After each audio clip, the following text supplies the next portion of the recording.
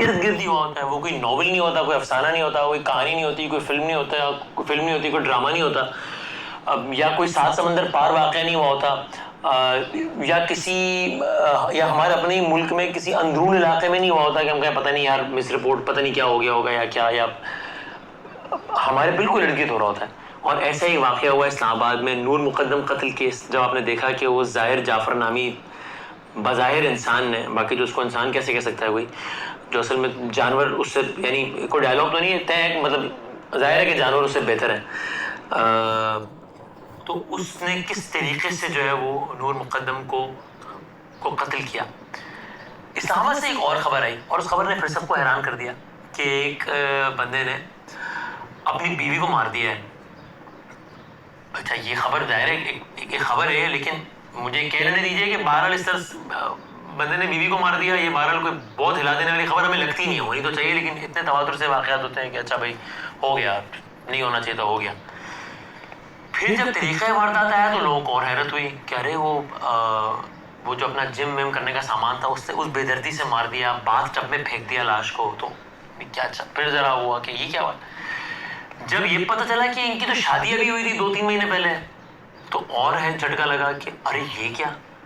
جب یہ پتہ چلا کہ وہ ایک معروف شخصیت کا بیٹا ہے, تب کہہ رہے یہ کیا ہو گیا, چونکہ ان صاحب کو تو ہم جانتے ہیں, یہ ان کے گھر میں یہ ہو گیا معاملہ. میں بات کروں ایاز امیر صاحب کے, جو کالمسٹ ہیں, بہت مشہور و معروف کالمسٹ, بڑے سینئر صحافی, بڑے زبردست, اور ان کو اس عمر میں یہ صدمہ ہوا ہے. ابھی آگے سوال جواب آئے گا کہ اس کا کہ نہیں, بلکہ آپ اس اپنی رائے دیجیے گا کہ اس میں کس کا کتنا قصور لگتا ہے. لیکن بہرحال تو اس میں مختلف باتیں سن رہے تھے نا کہ کیا ہوا واقعہ, کس طرح ہوا, ان کا بیٹا کس طرح کا آدمی تھا, کیا وہ نشہ وغیرہ کرتا تھا, اس نے کتنی شادیاں کی ہوئی تھی, کیا اس نے پہلے بھی اس طرح کے اس کی زندگی کے معاملات تھے, اس نے بیگم کو کیوں مار دیا. یہ ساری باتیں ہم سن رہے تھے. لیکن ابھی میں کل پرسوں میں رات میں اخبارات وغیرہ پڑھ رہا تھا تو میری نظر سے یہ کالم گزرا جو خود ایاز امیر صاحب نے لکھا ہے, اسی واقعے پر لکھا ہے. تو یہ تو یعنی ہے نا کہ سب سے زیادہ متعلقہ بندہ خود لکھ رہا ہے, اور جب وہ خود لکھ رہے ہیں بعد وہ کالم میں لکھ رہے ہیں تو اس کا مطلب ظاہر ہے کہ اس میں کوئی ایسی انفارمیشن نہیں جو وہ نہ چاہتے ہو کہ شیئر نہ کی جائے. تو یہ میں نے سوچا کہ آپ لوگوں کے ساتھ یہ کالم شیئر کروں, تو اس سے بہت ساری باتیں میں ایک تو میں اس واقعے کے بارے میں پتہ لگے گا, پھر یہ بھی کہ کیا کیا حقیقتیں ہمارے ارد گرد جنم لے رہی ہیں اور کیسے کیسے واقعات ہو رہے ہیں, اور اس میں کوئی تفریق نہیں ہے کہ اس بیک گراؤنڈ والے آدمی کے ساتھ یہ واقعہ نہیں ہو سکتا, اس بیک گراؤنڈ والے آدمی کے ساتھ یہ واقعہ نہیں ہو سکتا. آپ سنیے, ایاز امیر صاحب نے جو کالم لکھا ہے 1 اکتوبر کو لکھا ہے, عنوان ہے کہنے کو کیا رہ گیا ہے. روزنامہ دنیا سے وابستہ ہیں ایاز امیر صاحب, سے پروگرام بھی کرتے ہیں اور کالم بھی لکھتے ہیں, پروگرام میں تجزیہ کراتے ہیں. تو اس میں بہت سارے سوالوں کا جواب ہے. ایاز امیر صاحب کہتے ہیں پہلی اطلاع پر یقین نہ آیا, پیروں تلے زمین ہل گئی, کچھ یہ خیال تھا کہ شاید زخمی ہونے کی بات ہوئی ہو, اسی لیے ہر ایک سے کہا کہ فوراً فلاں جگہ پہنچے. چند لمحوں میں البتہ موت کا پتہ چلا تو جیسے زمین پر اندھیرا چھا گیا. الفاظ ناکافی ہیں, باتیں فضول ہیں. 1-2 دفعہ ہی ملا تھا, اپنی بہو کے بارے میں کہہ رہا ہے جو کہ شادی نہیں ہوئی تھی. 1-2 دفعہ ہی ملا تھا, اتنی خوبصورت ذہین اور معصوم لڑکی, اپنے کم بخت کو اپنے بیٹے کے بارے میں کہہ رہے ہیں. بہو کے بارے میں وہ الفاظ استعمال کیے, بیٹے کے بارے میں کہہ رہے ہیں اپنے کم بخت کو اس کے سامنے کہا تھا, بہو کے سامنے کہا تھا کہ تم اس کے قابل نہیں ہو, لیکن قابل ہونے کی کوشش تو کرو. اب سوچتا ہوں کہ کچھ اور بھی کہنا چاہیے تھا. ذہن میں خیال اٹھتے ہیں کہ اگر ایسا ہو جاتا تو یہ نہ ہوتا, فلاں چیز ہو جاتی تو شاید یہ دن نہ دیکھنا پڑتا.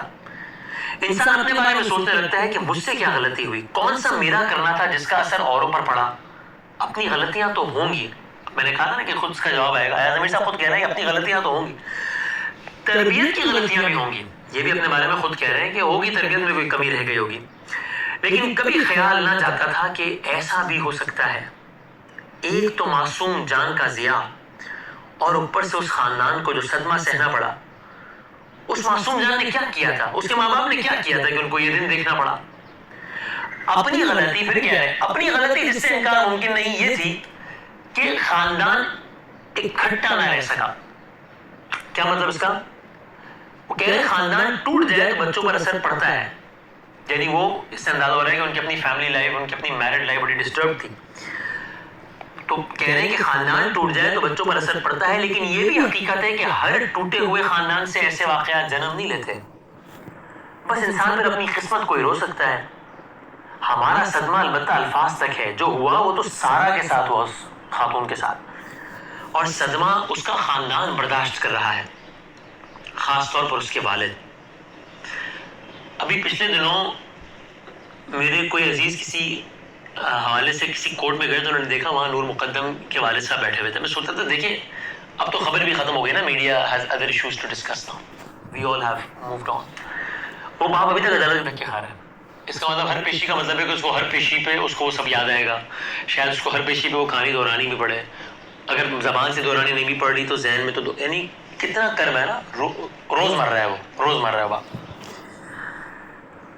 ایاز امیر صاحب کہتے ہیں ایک بات وضاحت کے لیے کہہ دو کہ کسی اور قسم کا واقعہ ہوتا، کوئی لڑائی ہوتی، کوئی فائرنگ ہوتی، کچھ زخمی ہوئے ہوتے، کچھ گرے پڑے ہوتے تو میرا رد عمل یقیناً مختلف ہوتا، یہ نشان مٹا دو، وہ کر دو، فلاں فلاں، خود کہہ رہے ہیں۔ لیکن یہاں تو دماغ شل ہو گیا، صرف یہی کہنے کی ہمت نہیں کہ کوئی بھاگ کے نہ جائے۔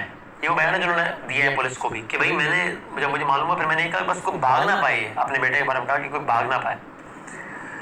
اور اب جب کچھ دن بیت چکے ہیں، دل سارا کے لیے رو رہا ہے، کوئی تدبیر ہو کہ وہ واپس آ جائے، لیکن معلوم ہے کہ ایسا ممکن نہیں، وہ ایک اور جہاں میں جا چکی ہے، اور جو خوشیاں اسے یہاں نصیب نہ ہوئی پروردگار سے دعا ہے کہ اسے وہاں نصیب ہو۔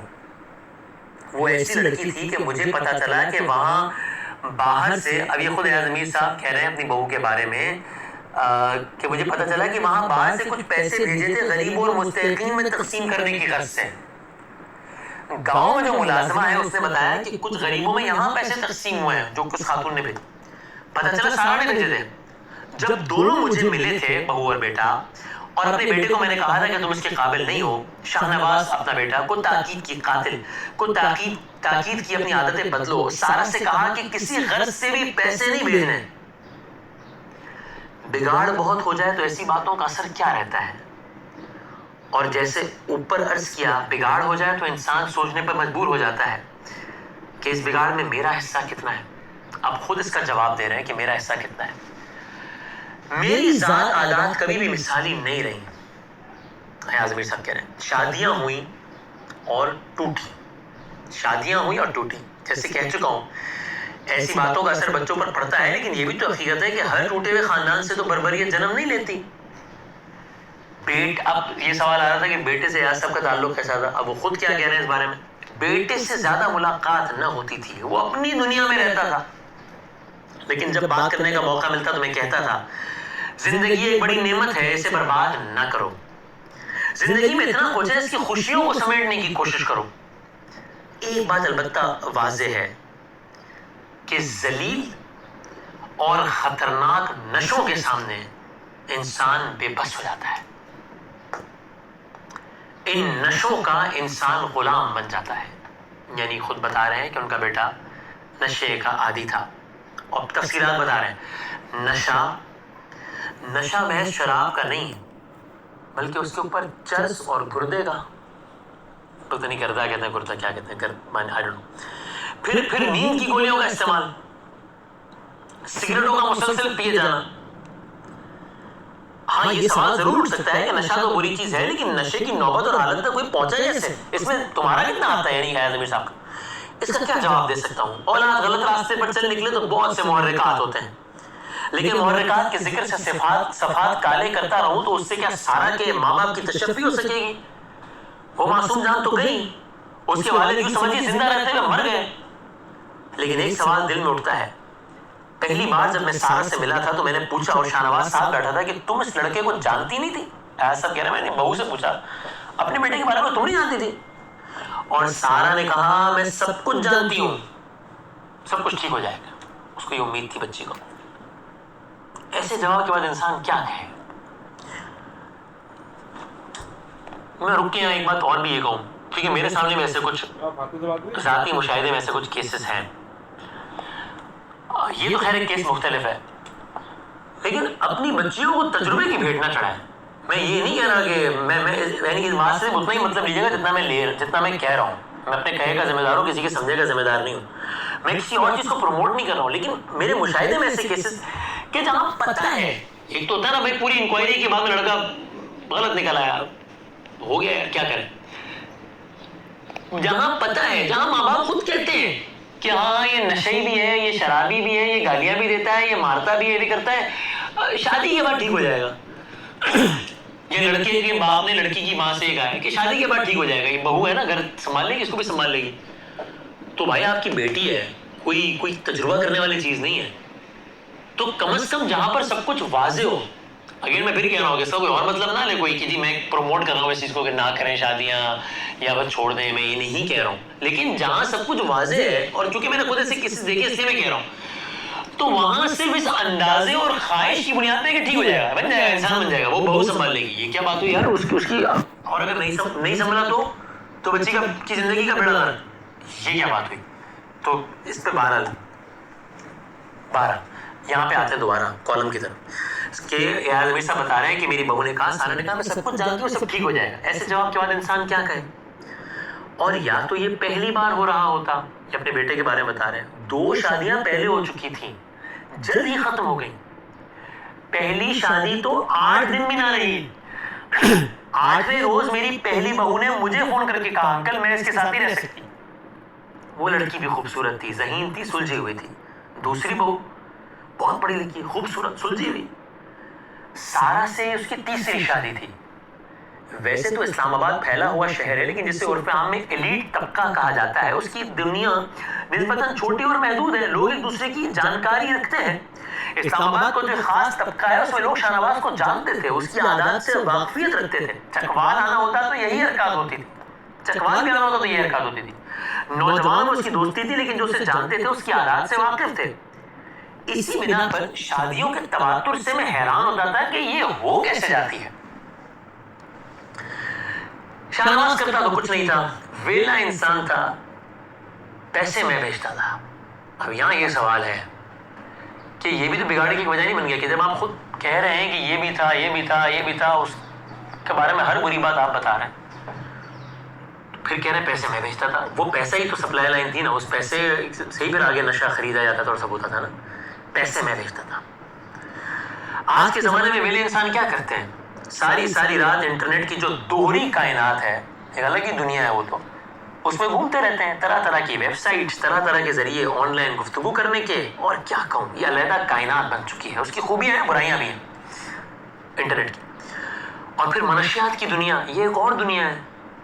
ساری رات آپ نیٹ پر بیٹھے ہوں اور نشہ بھی جاری ہو، اس کے اوپر ٹوٹا ہوا خاندان ہو جس نے یقیناً بچوں کی اچھی تربیت نہ کی ہوگی، تو پھر بے راہ روی کی داستان کس جگہ دم لے. واقعی کی صبح جب شاہ نواز نے مجھے فون کیا، اس نے مجھے کہا ٹرمینیٹر مارنے آئے ہیں. واقعی کے دن یہ ہوا، نشے میں ہوا. فون کر کے کہا مجھے ٹرمینیٹر مارنے آئے ہیں. میں نے کہا کیا بکواس کر رہے ہو. اس نے کہا انہوں نے فولادی کپڑے پہنے ہوئے ٹرمینیٹر نے. اس میں نے کہا جاؤ وہاں سے بات کراؤ. یہ اس کی ذہنی حالت تھی، یہ بھی لکھا ہوا ہے اس کالم میں نہیں کہہ رہا، یہ اس کی ذہنی حالت تھی. بہرحال اللہ ہی رحم کرے. سارا کا سوچتا ہوں تو نیند اڑ جاتی ہے، اس کے والد کا خیال آتا ہے تو دل پکڑ لیتا ہوں. میرا ارادہ تھا کہ شاہ نواز کو نہیں دیکھوں گا، اس کی کوئی امداد نہیں کروں گا، کیونکہ وہ کسی امداد کا مستحق نہیں. سر یہاں میں ایک جملہ ضرور کہوں گا، اب آپ کہہ رہے ہیں کسی امداد کا مستحق نہیں، اور ٹھیک، لیکن وہ شاید پیسے بھیجے جانے کا مستحق بھی نہیں تھا. شاید اگر اس کو اس انداز سے پیسے نہ بھیجے جا رہے ہوتے تو شاید یہ اس نے آسانی سے نشہ نہ کر سکتا. تو کہتے ہیں میرا ارادہ تھا کہ اس کو نہیں دیکھوں گا، اس کی کوئی امداد نہیں کروں گا، کیونکہ وہ کسی امداد کا مستحق نہیں. یہ اسلام آباد پولیس کی مہربانی تھی کہ مجھے بھی اسی تھانے میں بند کر دیا جہاں پر شاہ نواز ریمانڈ کاٹ رہا تھا. ریاض صاحب بھی کچھ عرصے حراست میں رہے نا، تو کہہ رہے اسی تھانے میں تھا جہاں وہ ریمانڈ کاٹا. لامحالہ لوگ مجھے ملنے آتے تو کچھ کھانا وغیرہ اس کی طرف بھی پہنچا دیتے. بہرحال اپنے وقت پر مقدمہ چلے گا، اور میری دعا ہے کہ انصاف کے تقاضے پورے ہوں. یہ ایک باپ کہہ رہا. اب یہ تو آپ بتائیے کہ اپنے کامنٹس میں بھی اس پہ کامنٹ نہیں کرتا کہ آپ کے خیال میں، یعنی آپ کی یہ رائے ہے کہ یو فیل بیڈ فار ریاض صاحب کہ یار یہ کیا ہو گیا، ایک بندے کے بیٹے نے اس کی بہو کو مار دیا اور بیٹا ایسا نکلا اور سارا کچھ، تو ہاؤ سیڈ.